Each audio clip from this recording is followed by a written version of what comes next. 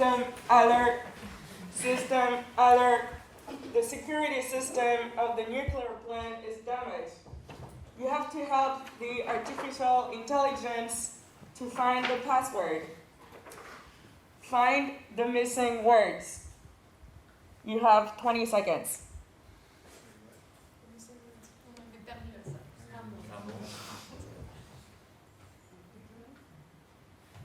10.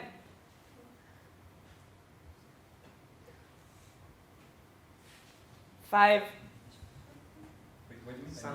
4. Sock? I don't know. Semantic and related. 3. 2. 1. Failed. Okay. Does any of you guys can tell what happened here, or recognize what happened? Yes. What else? We had to play a game and we didn't know the rules. The rules. Find the missing word. Yeah. Okay. What else? We're not trained. Yes. But that has to do with like finding semantic field of words and finding Yes, a word that is exactly. different to other ones. Right. But did we have to exclude a word or to find a third word? You had to find the third word. Okay. That was food, right? Fourth word. Huh? That was food or hand. Fourth word. Yeah. Huh? He was guessing. Probably so- failed. Okay. So maybe you guys didn't know this task. It's the remote association task. And basically, it's a protocol that's used to test creativity based on semantic association. So yeah, you were supposed to find the third word. And basically, I put associations that were easy and other ones that were harder. You didn't get to see all of them, but you have easy conditions where the words are semantically close to one another, and hard conditions where they're further from one another. And so it asks you to make an effort to find the fourth word. Did you know that task? No? Well, it's a good entry point to understand how creativity works as an associative process. And it's also one of the tasks that we've used in an escape game project that we created last year with Cog'Innov. And so the principle is basically the same as what we just did here, although my words weren't really clear. But we, in collaboration with researchers, and one of them from the DEC actually, we transformed psychology protocols into a game scenario. Basically it was a nuclear plant that's about to explode. So people would enter this big box by groups of 4, and they would play for about half an hour, and they had a bunch of little enigmas to solve, and some of them were psychology protocols.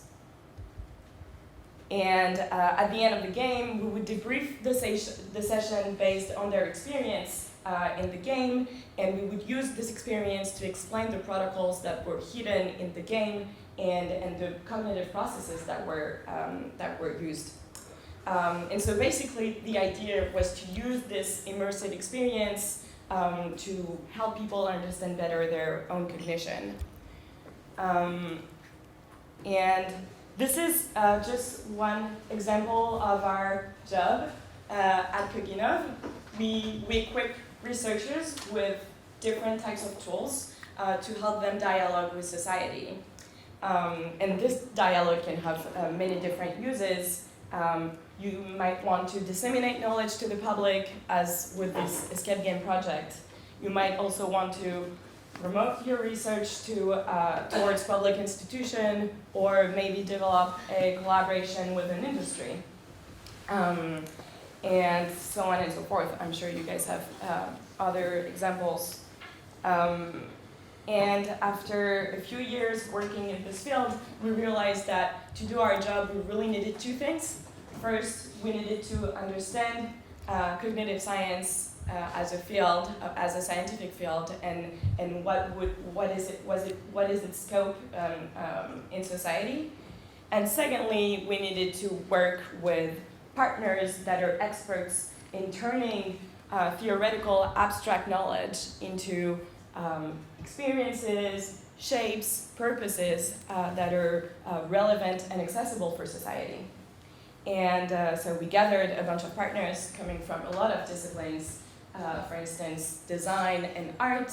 And today I came with two of them, Marianne, who's here. I'm Marianne Pingo, and I'm a scientific illustrator. So basically, I use drawing to explain scientific phenomena. And we're going to try something together. And Chloe and Morgan as well. Morgan, we are designer at Collective BAM. Collective BAM is a design studio that we work on the ecological transition and the numeric digital revolution. And we work on the immersive experience. Yeah. So basically, our goal today is to take you together very briefly into the process of how we make a scientific outreach project. What's the process of this kind of project? And we'll experiment two formats. One with Marianne will be drawing, and the other one will be immersive experience. And I'll keep saying that during the workshop, but really don't put any expectations on the results because we only have 40 minutes to work together on this. Well, usually this kit takes days or weeks or months, depending on the project. So yeah, just don't overthink this, don't pressure yourself, and I know researchers tend to do so. But this is really about understanding how the process of these projects works, because yeah, as researchers in 2019, you might want to run one in your career later.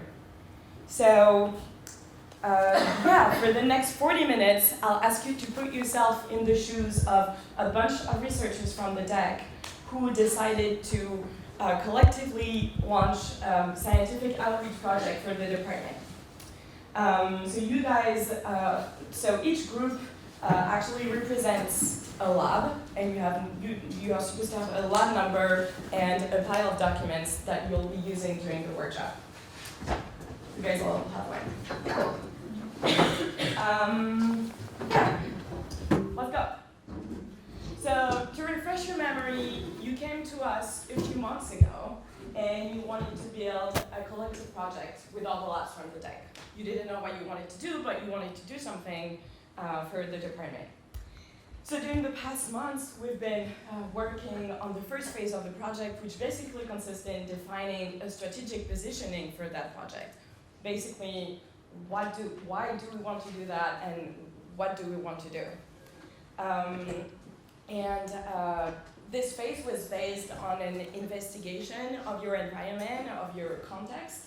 So we ran interviews, we did field observation, we came to your conference to listen you talking, we read some of your literature, and we were trying to answer all these questions. So who are the different teams at DEC? What do they research on? Do they have common projects? How is the institution related to the academic world? Is your institution interacting with society? With who? How? How do you think your institution is perceived by society? And finally, we were able to answer these two questions. Who do we want to address with this project, and how? And I don't know if you remember, but what we agreed on is this project brief where we decided that the goal of the project was to disseminate knowledge about cognition to the general public in order to help people cultivate metacognition on a daily basis. Don't laugh. This is what you guys decided on. Okay, and so the content of this project would be systematic cognitive processes that influence us in our daily life. And the format will be an exhibition made of drawings and immersive experiences to explain those processes to the public. And obviously, it will be run at la Cité des Sciences et de l'Industrie because we made a great partnership with them. La Cité des Sciences et de l'Industrie, for those who doesn't know this place, is a very famous scientific cultural place in Paris. Did you remember all of that from last time? Yeah, cool. So now that we've decided where we're going and how, we need to design the project, the exhibition, before we actually realize it. And today we're going to do together a very small chunk of the designing phase. Okay? So our mission today is to transform your scientific knowledge on cognitive processes into relevant content for people's daily life. And to do so, we, so Cog'Innov, Marianne, and Collective BAM, we need to collect your knowledge and understand how it takes place in people's lives. So each lab will go through the same 3 stages process, and at the end, we'll end up with a knowledge brief for us to take.